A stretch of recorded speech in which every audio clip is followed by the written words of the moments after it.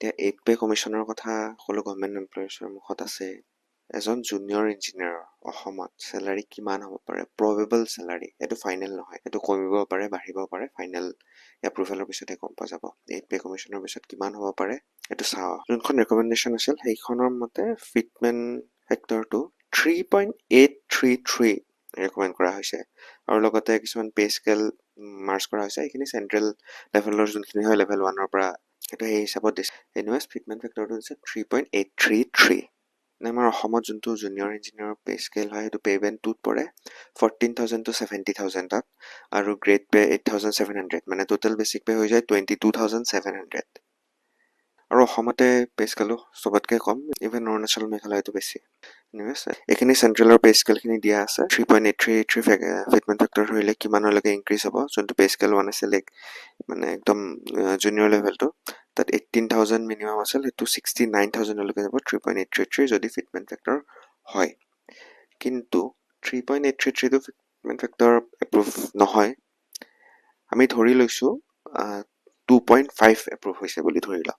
যদি 2.5ও এপ্ৰুভ হয় তেতিয়া কিমান হ'ব পাৰে আমাৰ চেলাৰীটো, সেইটো চাই লওঁ। 2.5 ফিটমেণ্ট ফেক্টৰ, তেতিয়া আমাৰ যোনটো ৰিভাইজ বেচিক পে হ'ব, যোনটো এক্সিষ্টিং বেচিক পে 22,700 ইনটু 2.5, এইটো হৈ যাব 56,750। তাৰে লগত এতিয়া বেচিক পে ৰিভাইজ হৈ গ'ল, সেইকাৰণে এবাৰ ডিএ যোনটো আছে ডিয়াৰনেছ এলাউন্স সেইটো হ'ব 0। হাউচ ৰেণ্ট এলায়েন্সৰ ৰিভিজনৰ কাৰণেও প্ৰপ'জেল দিয়া গৈছে। যোনটো পুৰণা হাউচ ৰেণ্ট এলাউন্স সেইটোৱে ধৰি লওঁ, 8% বুলি ধৰি লৈছোঁ। 8% ধৰিলে এচেৰে 56,750ৰ 8% 4540। আৰু মেডিকেল এলাউন্স এটা দিয়ে 600ৰ, আমি সেইটো সেই বুলি ধৰিছোঁ, পিছত চেঞ্জ হ'লে সেইটো গম পোৱা যাব।